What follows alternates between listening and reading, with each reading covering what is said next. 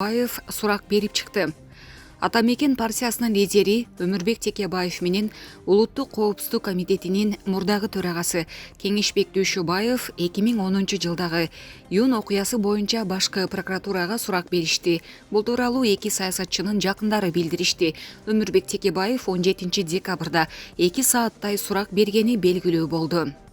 Парламенттик шайлоодон кийин президенттин басма сөз катчысы Эрбол Султанбаев июнь окуясы Дача суу конушуна учактын кыйрашы, Аврора пансионатынын аймагынан кыймылсыз мүлктү улутташтыруудан чыгаруу сыяктуу кылмыш иштери боюнча тергөө уланып жатканын, жакында коомчулукка маалым болорун билдирген.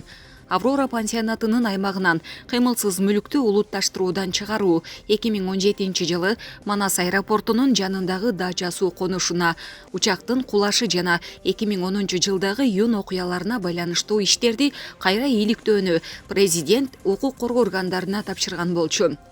Парламенттик шайлоодон кийин Жалал Абад облусунун мурдагы губернатору Бектур Асанов июнь окуясы боюнча башкы прокуратурага сурак берип чыккан. Министрлер кабинетинин төрагасынын орун басары Эдил Байсалов социалдык тармактагы баракчасы аркылуу мурдагы президент Алмазбек Атамбаевдин уулу Саид Атамбаевга жооп кайтарды.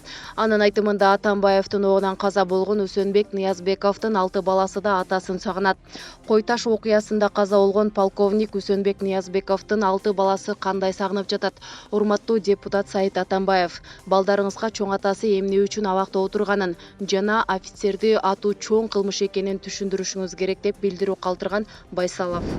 Первая школа, Свердловский район. Каждый день такой бардак. Охранники специально не открывают здесь.